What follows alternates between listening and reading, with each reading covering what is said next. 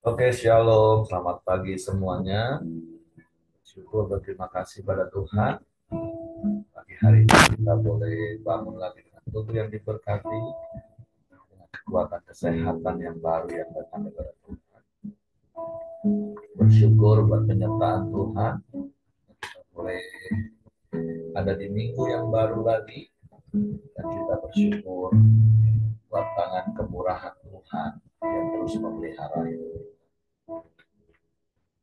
Bapa, kami bersyukur, kami berterima kasih kepadamu pagi hari ini. Terima kasih buat sepanjang malam tidurnya yang kau berikan bagi kami. Perlindungan yang boleh kau nyatakan. Pagi ini kami boleh bangun lagi dengan tubuh yang diberkati, dengan kekuatan kesehatan yang baru yang datang dari Tuhan. Nah, kami bersyukur kami boleh mengawali lagi hari yang baru di dalam Engkau dan kami jalani bersama dengan. Nah, kami datang menghampiri tata kasih karunia, menaikkan pujian, syukur, penyembahan kami kepadamu, sebab Engkau Bapa yang baik. Terpujilah namamu, terpujilah namamu, sebab Engkau baik, sungguh baik. Terima kasih Tuhan. Yesus, Kau sungguh baik. Yesus, namamu indah. Yesus, ku cinta Kau selalu, ku tinggikan, ku agungkan selamanya. Yesus, Kau sungguh baik. Yesus, namamu indah. Yesus, ku cinta Kau selalu, ku tinggikan, ku agungkan selamanya. Ku memujimu, ku selalu pujimu, mau menyembahmu, ku selalu sembahmu, hanya mulai semua pujian kemuliaan hanya bagi Tuhan. Yesus, Yesus, Kau sungguh baik. Yesus, namamu indah.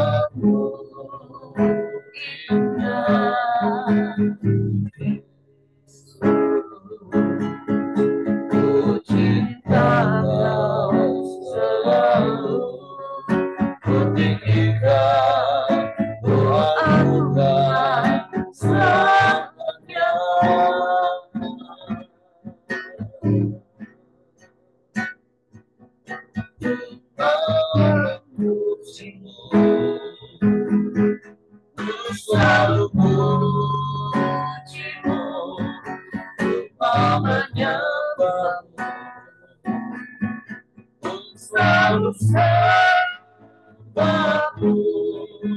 Kau yang layak semua pujian, kemuliaan hanya bagimu. Memujimu, ku selalu memujimu, menyembahmu, ku selalu sembahmu, Kau yang layak semua pujian, kemuliaan hanya bagimu. Memujimu, ku selalu memujimu, menyembahmu, ku selalu sembahmu, layak semua pujian, kemuliaan hanya bagimu. Memujimu, ku selalu pujimu, mau menyembahmu, ku selalu sembahmu,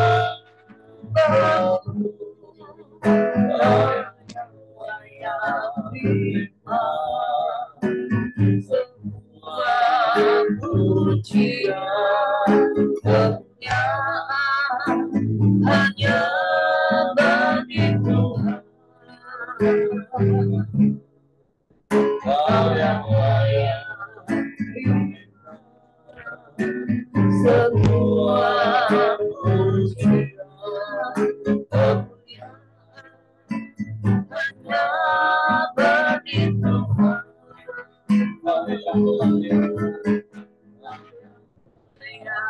terima semua pujian, kemuliaan hanya bagimu.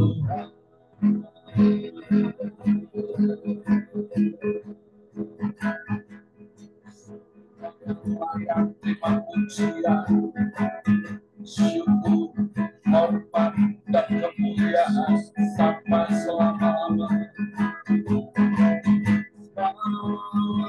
Kau satu-satunya Allah,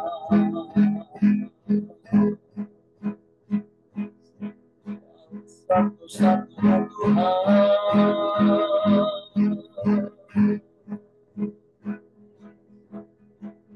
yang terbaik, yang termanis dalam hidup kami.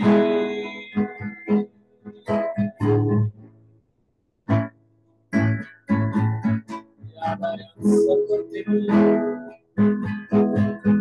tiada yang lain.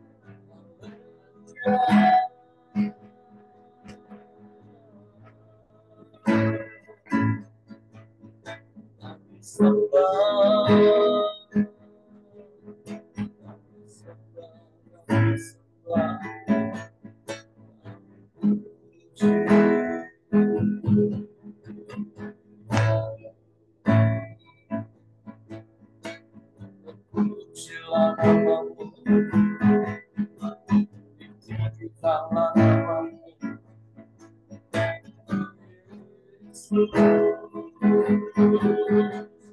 pokok pujian kami, pusat penyembahan kami, dalam pusat hidup kami. Tak dapat hidup di luar-Mu, kami ada di dalam-Mu, dan firman-Mu di dalam kami menguasai dan mengendalikan seluruh hidup kami, sehingga hidup kami selaras dengan kehendak, rencana-Mu, pikiran. Kami bersyukur,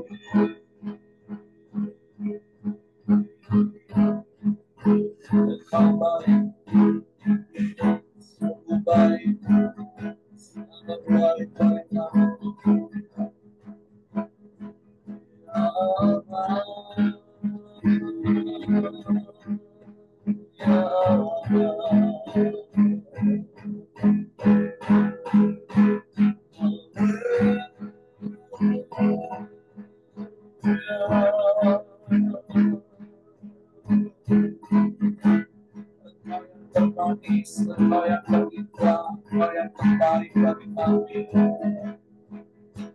Kasih-Mu sempurna bagi kami. Kasih-Mu ajaib yang Kau nyatakan dalam hidup kami. Kami bersyukur.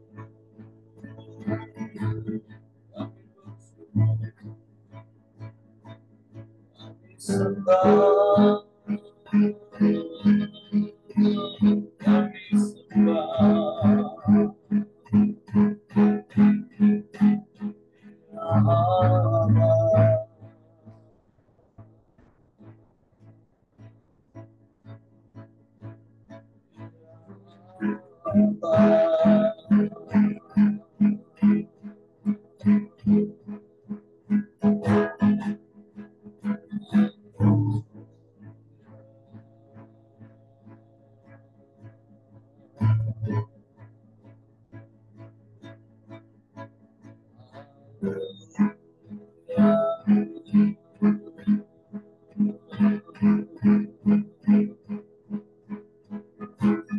Terpujilah nama-Mu, terpujilah nama-Mu.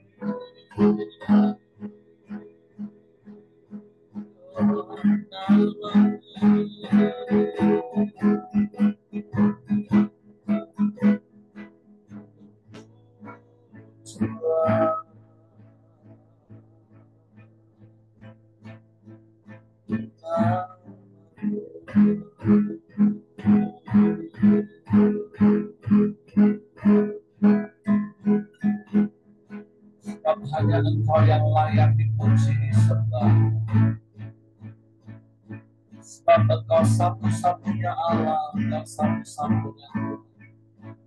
Engkau satu-satunya Raja yang berdaulat atas hidup kami, atas keluarga kami, atas usaha pelayanan kami. Bahkan Engkau yang berdaulat atas seluruh dunia, dan Engkau yang berdaulat atas segala semesta. Sebab Engkau Allah yang maha besar, dan perkasa. Kami bersyukur Engkau mengasihi kami, Engkau menerima kami apa adanya. Kami bersyukur, kami bersyukur. Engkau baik Tuhan, Engkau sungguh baik, Engkau sangat baik, selamanya Engkau baik, Engkau selalu baik.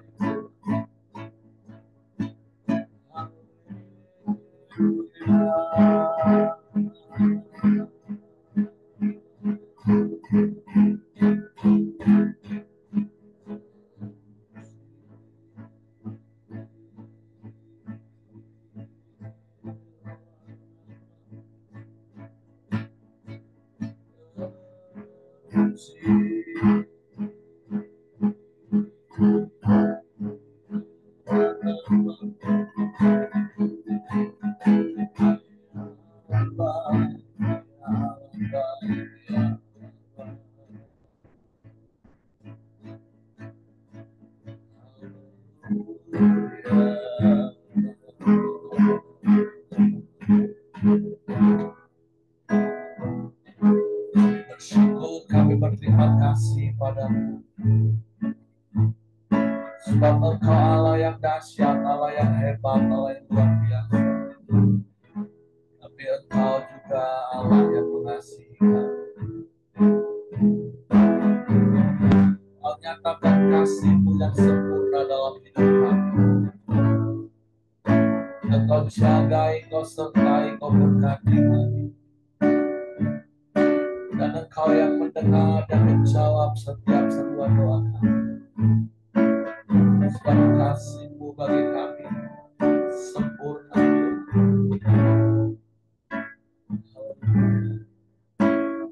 Kasih yang sempurna telah ku terima dari-Mu. Bukan karena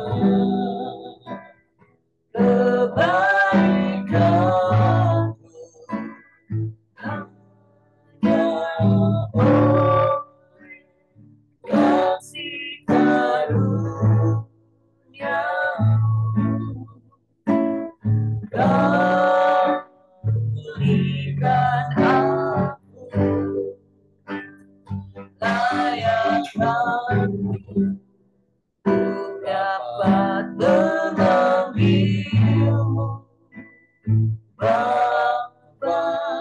Kami yang ku pinta saat ku mencari, ku mendapatkan. Buka ku pintu dan kau bukakan,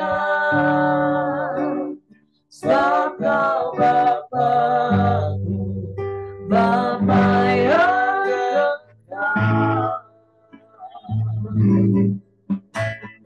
Takkan kau biarkan aku berada sendirian.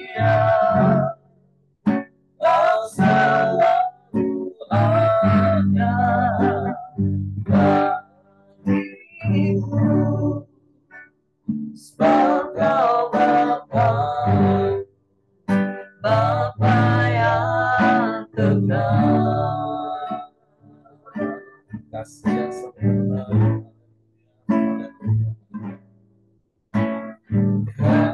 kasih yang sempurna,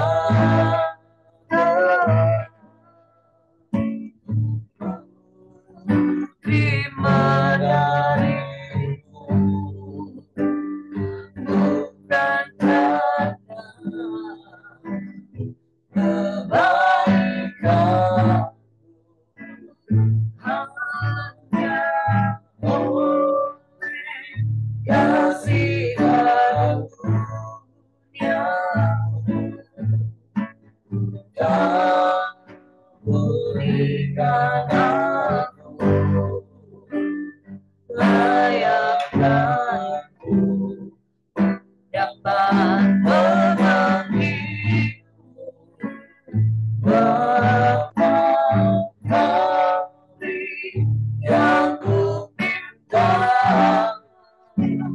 saat ku mencari, mendapat. Buka tuh pintu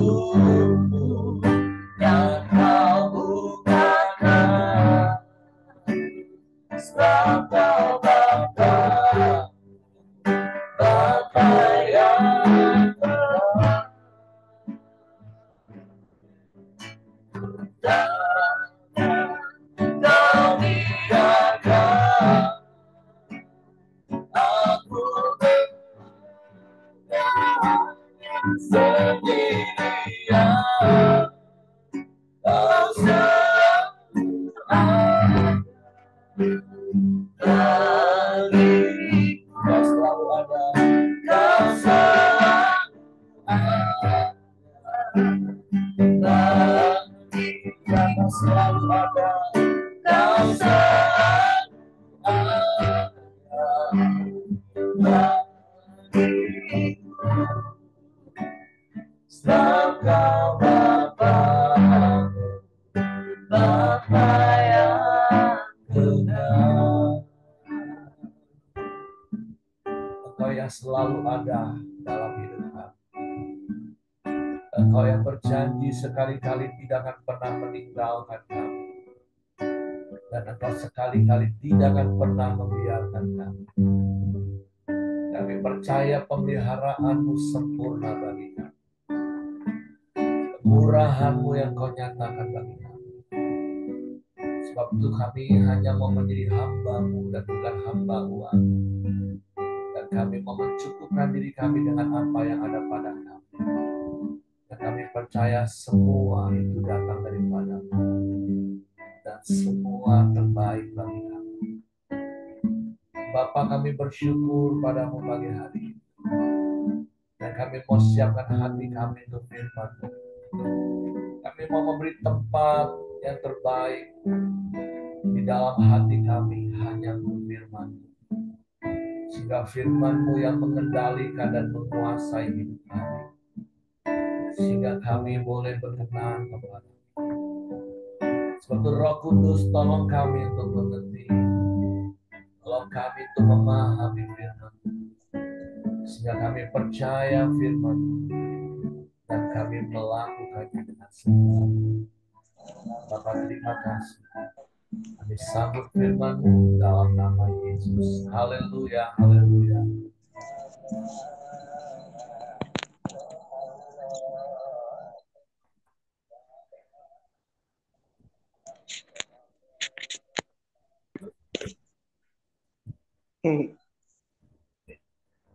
Oke, shalom, selamat pagi Bapak Ibu. Bersyukur, berterima kasih pada Tuhan. Pagi hari ini kita boleh bangun lagi dengan tubuh yang diberkati, dengan kekuatan kesehatan yang baru yang datang daripada Tuhan. Saya minta maaf yang di belakang layar, sembari mengerjakan tugas negara. Hari ini kita masuk di dalam kitab Ulangan pasalnya yang ke-7. Setelah kemarin kita belajar dari kitab Ulangan pasalnya yang ke-6 dengan judul perikop kasih kepada Allah adalah perintah yang utama. Hal yang juga diulangi oleh Yesus untuk meramu seluruh kebenaran 10 perintah, yaitu diramu dikasihilah Tuhan Allahmu dengan segenap hatimu, dengan segenap jiwamu, dengan segenap akal budimu, dan dengan segenap kekuatanmu, dan kasihlah sesamamu manusia seperti dirimu sendiri. Tapi di kemarin khusus kepada Allah, karena itu seruan kepada bangsa Israel, dan Tuhan memerintahkan kepada bangsa Israel untuk mengajarkannya kepada anak-anak mereka turun-temurun dan berulang-ulang. Jadi seperti yang minggu lalu kita dengar Kak Acang cerita, ada satu jemaat pemimpinnya ketika usia sudah tua dan mengalami demensia, ketika diajak berdoa, diajak nyanyi, maka yang muncul dalam pikirannya bukan lagu-lagu yang mungkin hari-hari terakhir dia nyanyikan di gereja, tapi justru yang muncul bintang kecil di langit yang biru. Karena memang memori masa kecil itu yang lengket di hati kita, di alam bawah sadar kita. Makanya baik di dalam kitab Ulangan pasal 6, baik surat Rasul Paulus kepada anak didiknya Timotius mengingatkan kita dan menasihati kita untuk mengajar anak-anak kita sejak kecil, ajar kenal Tuhan, ajar firman Tuhan. Karena secara pengetahuan kita juga tahu usia 0 sampai 7 tahun itu adalah golden age, di mana semua yang mereka dengar, semua yang mereka lihat, semua yang mereka alami itu akan terekam dan itu akan melekat di hati mereka, di pikiran alam bawah sadar kita. Jadi kalau Ulangan pasal 6, poin penting yang kita mau belajar adalah yuk sejak kecil anak-anak kita diajarin firman Tuhan, diajar kenal Tuhan, takut akan Tuhan. Seperti seruan bangsa Israel. Dengarlah hai Israel, Allah itu esa, kasihilah Tuhan Allahmu. Seperti beberapa waktu yang lalu kita sering nyanyikan, apa namanya istilahnya, lagunya itu. Oke, saya lupa, sorry. Nah, hari ini kita masuk ke pasal 7. Ini adalah perintah Tuhan kepada bangsa Israel dengan judul perikop sikap terhadap penduduk tanah Kanaan. Kan bangsa Israel sudah ada di perbatasan lagi di Kades Barnea, di mana 38 atau 39 tahun sebelumnya mereka juga sudah ada di titik ini, dan mereka salah dengan memberontak kepada Tuhan, sehingga mereka harus mengalami konsekuensi. Mereka harus berputar-putar lagi di padang gurun selama 40 hari, sesuai dengan jumlah, 40 tahun, sesuai dengan jumlah di mana mereka mengintai negeri Kanaan. Tentu itu dihitung total sejak mereka keluar dari Mesir. Dan ketika mereka ada di Kades Barnea, seperti saya katakan, itu sudah lebih kurang 1 tahun. Nah, seperti yang Pak Ahyo kemarin sudah sampaikan, kitab ulangan ini kan nasihat Musa mengingatkan lagi bangsa Israel, karena beberapa waktu kemudian mereka akan mulai memasuki tanah Kanaan, menyeberang ke Sungai Yordan. Walaupun sebagian, yaitu 2 suku, 2,5 suku, menetap di seberang Sungai Yordan sebelah sini, dan yang lain akan menyeberang dan memasuki Sungai Yordan. Sekali menyeberangi Sungai Yordan, sekalipun Musa tidak diizinkan masuk, tapi Musa tetap legowo, Musa tetap memberikan nasihat-nasihat kepada bangsa Israel yang akan memasuki tanah Kanaan, supaya mereka tidak mengulangi kesalahan bapak-bapak mereka. Karena yang akan memasuki ini adalah generasi yang lahir di padang gurun. Jadi di akhir hidupnya Musa, sekalipun dia sekali lagi tidak diizinkan oleh Tuhan masuk, di beberapa pasal yang lalu kita tahu Tuhan tegas, cukup gak usah ngomong lagi soal itu, tapi Musa nggak sakit hati, respon Musa tetap benar, dan Musa tetap punya tanggung jawab untuk menasehati bangsa Israel. Nah, hari ini nasihatnya adalah sikap terhadap penduduk tanah Kanaan. Saya bacakan, apabila Tuhan Allahmu telah membawa engkau ke dalam negeri kemana engkau masuk untuk mendudukinya, dan ia telah menghalau banyak bangsa dari depanmu, yakni orang Het, orang Girgasi, orang Amori, orang Kanaan, orang Feris, orang Hewi, dan orang Yebus, 7 bangsa yang lebih banyak dan lebih kuat daripadamu, dan Tuhan Allahmu telah menyerahkan mereka kepadamu sehingga engkau memukul mereka kalah, maka haruslah kamu menumpas mereka sama sekali. Janganlah engkau mengadakan perjanjian dengan mereka dan janganlah engkau mengasihani mereka. Janganlah juga engkau kawin mengawin dengan mereka. Anakmu perempuan janganlah kau berikan kepada anak laki-laki mereka, ataupun anak perempuan mereka jangan kau ambil bagi anakmu laki-laki. Sebab mereka akan membuat anakmu laki-laki menyimpang daripadaku, sehingga mereka beribadah kepada Allah lain. Maka murka Tuhan akan bangkit terhadap kamu, dan ia akan memunahkan engkau dengan segera. Tetapi beginilah kamu lakukan terhadap mereka. Mesbah-mesbah mereka haruslah kamu robohkan, tugu-tugu berhala mereka kamu remukkan, tiang-tiang berhala mereka kamu hancurkan, dan patung-patung mereka kamu bakar habis. Sebab engkaulah umat yang kudus bagi Tuhan Allahmu, engkaulah yang dipilih oleh Tuhan Allahmu dan segala bangsa di atas muka bumi untuk menjadi umat kesayangannya. Bukan karena lebih banyak jumlahmu dari bangsa manapun juga, maka hati Tuhan terpikat olehmu dan memilih kamu. Bukankah kamu ini yang paling kecil dari segala bangsa? Tetapi karena Tuhan mengasihi kamu dan memegang sumpahnya yang telah diikrarkannya kepada nenek moyangmu, maka Tuhan telah membawa kamu keluar dengan tangan yang kuat dan menebus engkau dari rumah perbudakan dan dari tangan Firaun, Raja Mesir. Nah, dari sampai ayat itu dulu, ada beberapa hal yang Tuhan mau ingatkan juga kepada kita melalui ayat-ayat ini. Yang pertama, Tuhan mau mengingatkan betapa Tuhan itu mengasihi kita, bukan karena perbuatan kita, bukan karena kebaikan kita, bukan karena kehebatan kita, tetapi semata-mata karena memang Tuhan mengasihi kita. Jadi jangan pernah ada sombong. Ini Musa menasehati bangsa Israel yang akan memasuki tanah Kanaan supaya mereka tetap ingat akan Tuhan yang mengasihi mereka, yang memilih mereka. Di ayat-ayat pertama katakan 7 bangsa yang disebut itu jauh lebih besar, jauh lebih kuat dari bangsa Israel. Tapi Tuhan memilih Israel sebagai umat pilihannya. Dan Tuhan menolong mereka, menyertai mereka untuk mampu mengalahkan mereka semua. Dan ada nasihat dan perintah Tuhan supaya 7 bangsa yang besar yang disebutkan di awal tadi itu ditumpas habis. Nggak boleh ada ikatan, tidak ada boleh ada hubungan, tapi begitu mereka disertai Tuhan itu harus ditumpas habis. Nah, Apa korelasinya, apa aplikasinya untuk kita yang hidup zaman sekarang?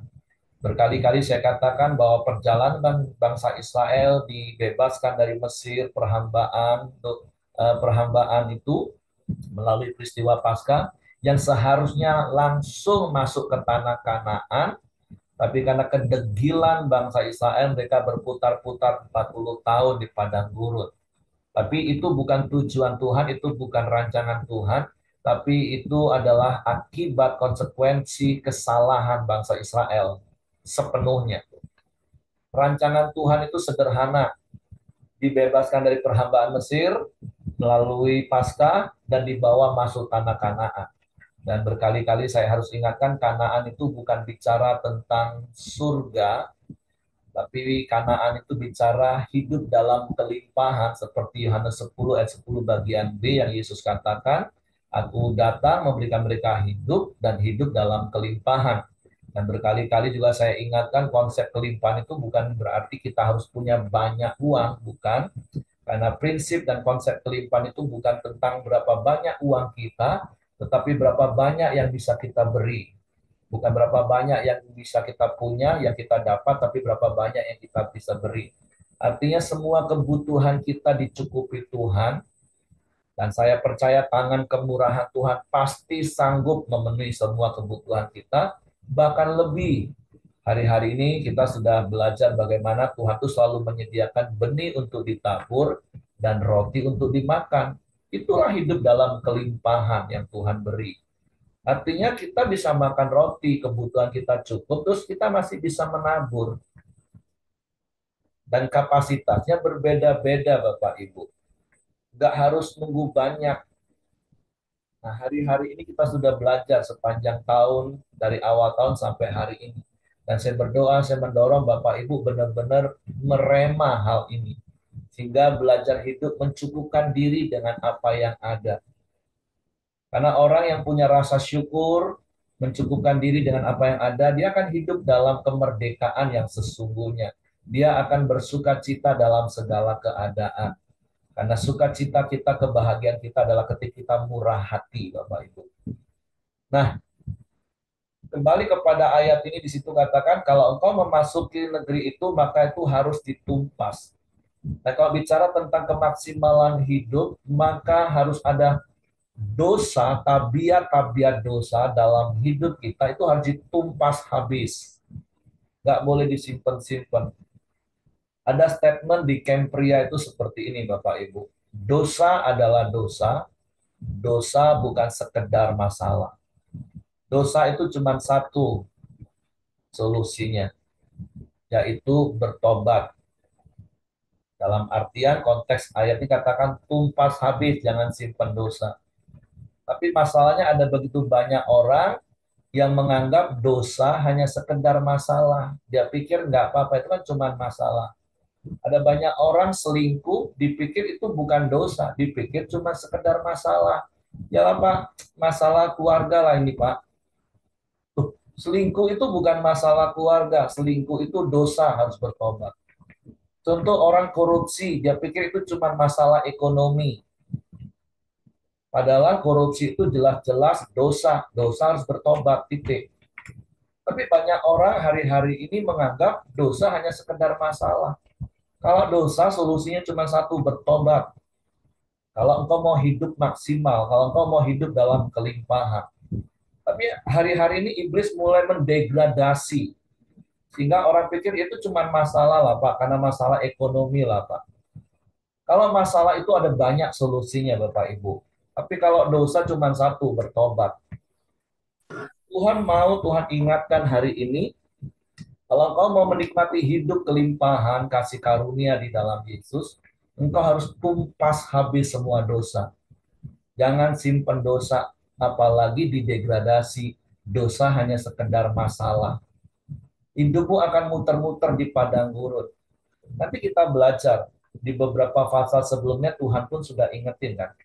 Kalau sampai kita nggak tumpas semua dosa, atau dalam konteks perjanjian lama tentang bangsa Israel, ada suku-suku yang kamu tinggalkan, firman Tuhan udah jelas ingetin, Dia akan menjadi seperti selumbar di matamu, dan dia akan menjadi seperti duri yang menusuk dagingmu.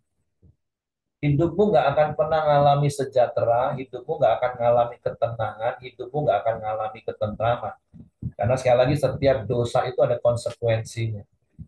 Sekalipun di perjanjian baru kita bersyukur, semerah apapun dosa kita, sebesar apapun, kalau kita datang kepada Yesus, ya kita diampuni, dosanya diampuni. Tapi konsekuensi akibatnya yang harus kita tanggung. Nah, makanya di Kempria kita juga diajar ayat Yakobus 5 ayat 16. Hendaklah kamu saling mengaku dosamu dan saling mendoakan supaya kamu sembuh. Nah, itu yang perlu harus kita lakukan di dalam hidup kita. Jadi hal yang pertama yang Tuhan ajar pagi hari ini, ingat kita ini harus mengasihi Tuhan karena Tuhan sudah lebih dahulu mengasihi kita. Bukan karena kebaikan kita, bukan karena kehebatan kita, tapi semata-mata karena Tuhan mengasihi kita. Dan jelas sekali lagi tujuan Tuhan ketika Yesus mati di kayu salib membebaskan kita dari perhambaan dosa, Tuhan mau kita masuk tanah Kanaan, hidup dalam kelimpahan, menikmati sukacita setiap saat, menikmati pemeliharaan Tuhan, dicukupkan segala kebutuhannya, dan kemudian bisa memberi. Tapi ingat hal yang kedua yang kita belajar hari ini, dosa adalah dosa, dosa bukan sekedar masalah. Yang namanya dosa itu harus ditumpas habis. Jangan didegradasi hanya menjadi sebuah masalah. Seperti saya katakan tadi, orang berpikir selingkuh itu cuma masalah. Itu masalah keluarga, Pak. Bukan, selingkuh itu dosa.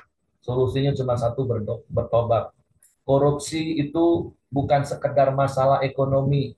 Korupsi itu dosa. Solusinya bertobat, ngaku, saling mendoakan supaya sembuh. Karena kalau enggak akan berulang. Beberapa hari yang lalu saya ditelepon oleh seseorang karena dia diminta untuk menjamin seseorang, dan ternyata ini bukan untuk yang pertama kali. Sudah ketiga atau keempat kali. 2 tahun sekali terulang. Nah, ini jemaat kita. Nah, jadi kan sebagai pemimpin, ya saya harus mengingatkan. Pemimpin ibadah yang bersangkutan sudah langsung kasih eh, eksekusi.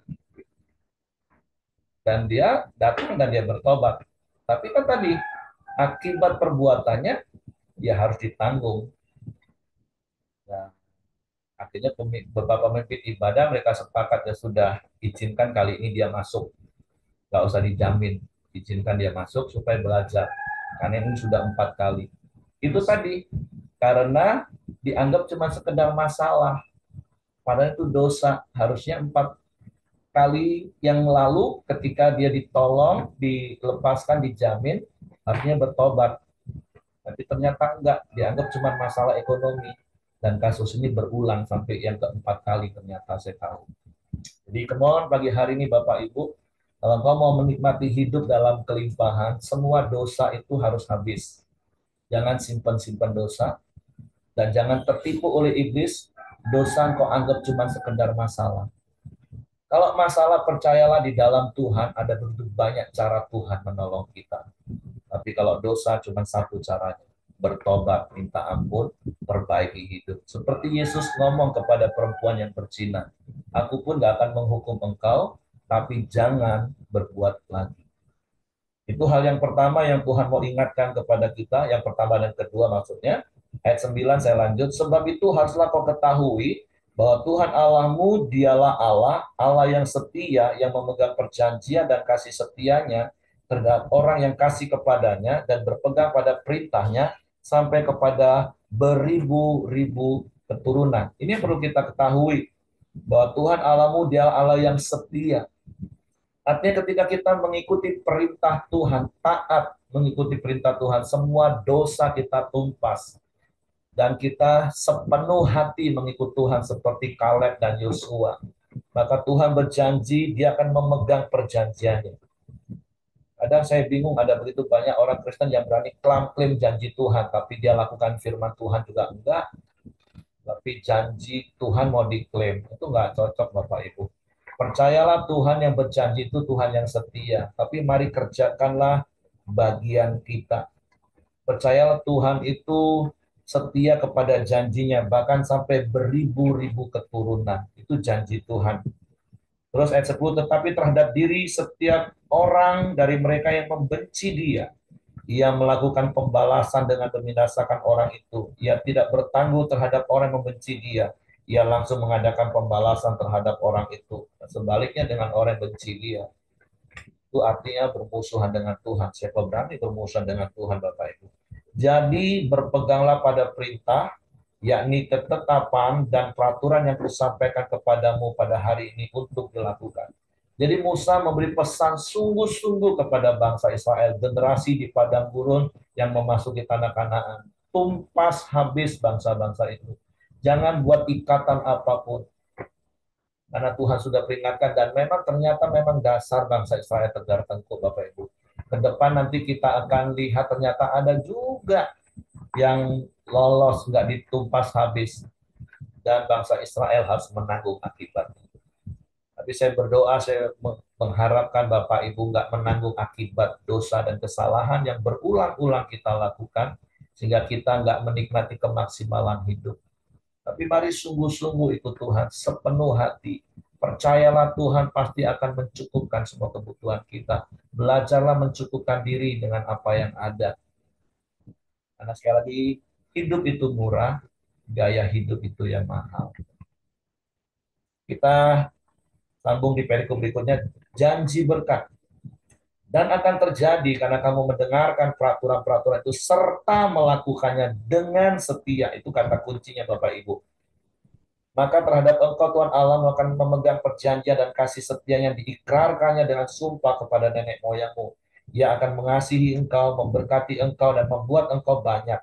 Ia akan memberkati buah kandunganmu dan hasil bumimu, gandummu dan anggurmu serta minyakmu, anak lembu sapimu, anak kambing dombamu di tanah yang dijanjikannya dengan sumpah kepada nenek moyangmu untuk memberikannya kepadamu. Engkau akan diberkati lebih daripada segala bangsa. Tidak akan ada laki-laki atau perempuan yang mandul di antaramu ataupun di antara hewanmu. Tuhan akan menjauhkan engkau segala penyakit daripadamu, dan tidak ada satu dari wabah celaka yang kau kenal di Mesir itu akan ditimpakannya kepadamu, tetapi ia akan mendatangkannya kepada semua orang yang membenci engkau. Engkau harus melenyapkan segala bangsa yang diserahkan kepadamu oleh Tuhan Allahmu.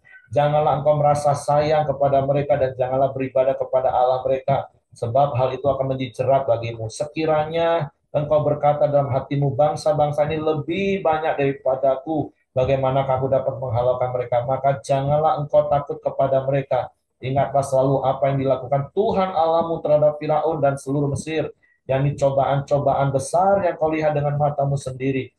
Tanda-tanda dan mujizat-mujizat, tangan yang kuat dan lengan yang teracung, yang dipakai Tuhan Allahmu untuk membawa engkau keluar. Demikianlah juga akan dilakukan Tuhan Allahmu terhadap segala bangsa yang kau takuti. Lagi pula Tuhan Allahmu akan melepaskan tabuhan menyerbu mereka, sampai habis binasa orang-orang yang masih tinggal yang menyembunyikan diri terhadap engkau. Janganlah gemetar karena mereka, sebab Tuhan Allahmu ada di tengah-tengahmu, Allah yang besar dan dahsyat. Tuhan Allahmu akan menghalau bangsa-bangsa ini dari hadapanmu sedikit demi sedikit. Engkau tidak boleh membinasakan mereka dengan segera, supaya jangan binatang hutan menjadi terlalu banyak melebihi engkau.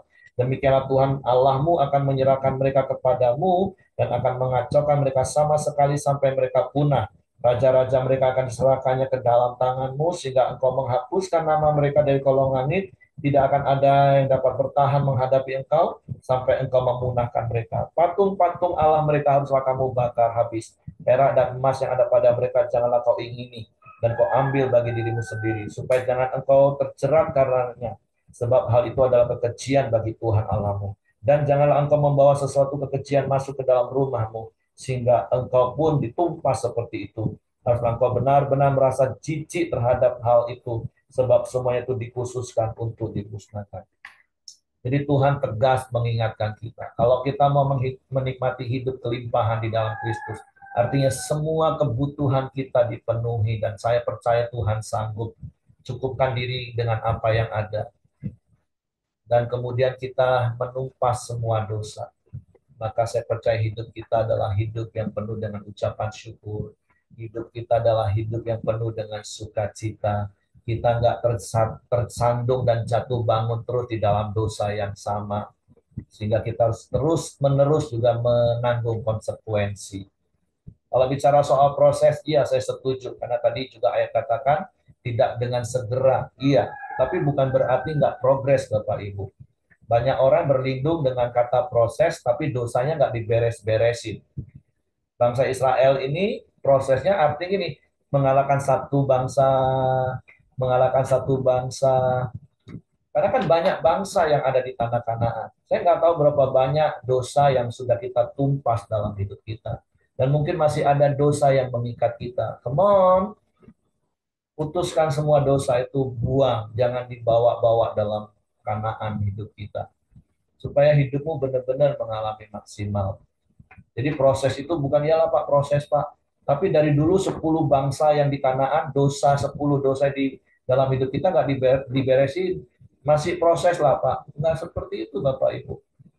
Kalau kita baca kitab Yosua, setelah lebih kurang 5 sampai 7 tahun, akhirnya semua bangsa itu baru ditumpas dan barulah Kaleb minta bagiannya kepada Yosua. Nanti di kitab Yosua kita akan baca. Tapi pesan Tuhan hari ini sangat jelas. Kalau kita dipilih Tuhan, itu bukan kebaikan kita, semata-mata karena kasih Tuhan. Dan Tuhan mau hidup kita ini menikmati Kanaan, kelimpahan. Kalau ada dosa, cuma satu solusinya, bertobat dan jangan diulangi. Jangan mendegradasi dosa. Jangan dosa hanya dianggap sekedar masalah. Ya, seperti saya kasih contoh. Mungkin Bapak Ibu bisa kasih contoh lain, dosa apa yang hari-hari ini didegradasi oleh iblis. Sehingga banyak orang menganggap itu hanya sekedar masalah.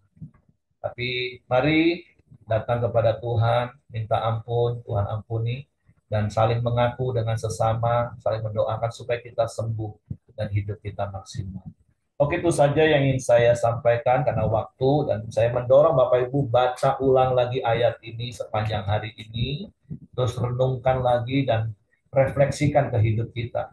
Apa yang Tuhan mau sedang ngomong dengan hidup kita, supaya hidup kita ini diberesin.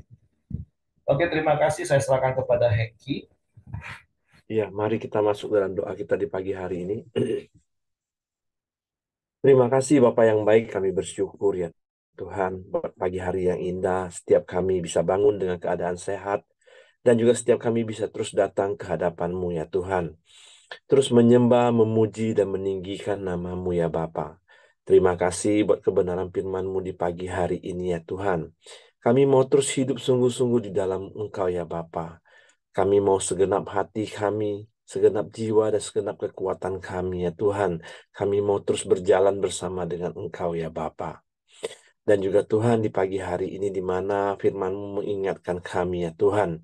Supaya kami tidak berputar-putar di Mesir ya Bapa. Supaya kami tidak hidup terus jatuh bangun ya Tuhan di dalam dosa ya Bapa. Biarlah kami mau membuang setiap dosa yang kami lakukan secara sengaja maupun tidak sengaja ya Tuhan. Kami mau tumpas habis, kami mau bertobat dengan sungguh-sungguh, berjalan bersama dengan Engkau ya Bapa. Kami percaya Tuhan, Engkau selalu memberkati setiap hidup kami ya Bapa. Apa yang ada pada saat ini ya Tuhan sama kami Tuhan. Kami bersyukur, terima kasih ya Bapa. Kami percaya Tuhan, apapun kebutuhan kami, apapun permasalahan kami Tuhan, Engkau Allah yang sanggup menyediakan buat hidup setiap kami ya Bapa. Engkau Allah yang setia, Engkau Allah yang selalu ada di dalam hidup kami ya Bapa. Terima kasih ya Tuhan. Biar Engkau Tuhan Allah yang terus memberkati Pak Heri, Engkau pakai Pak Heri lebih lagi ya Bapa.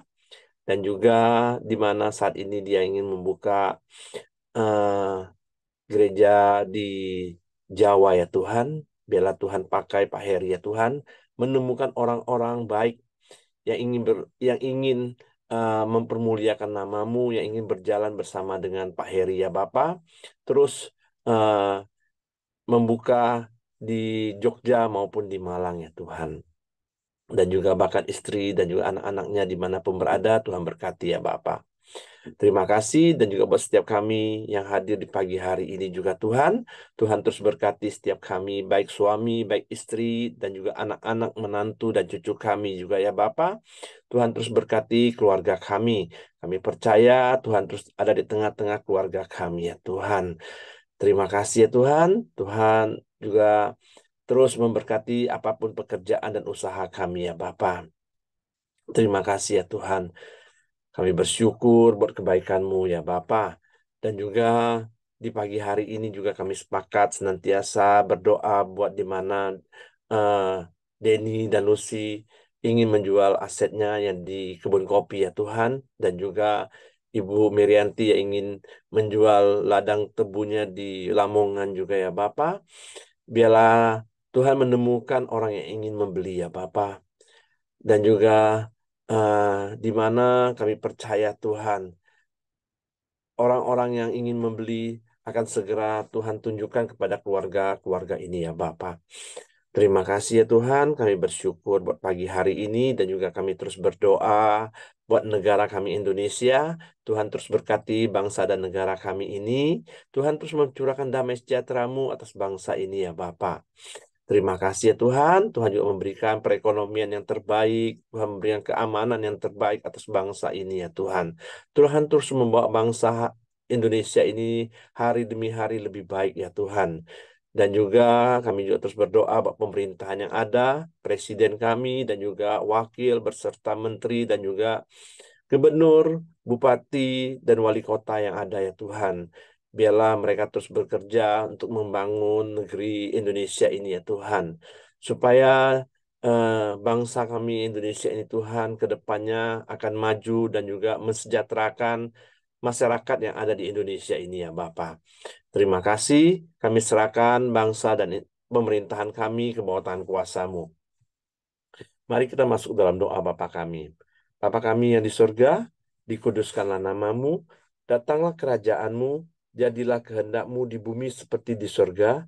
Berikanlah kami pada hari ini makanan kami yang secukupnya, dan ampuni kami akan kesalahan kami, seperti kami juga mengampuni orang yang bersalah kepada kami.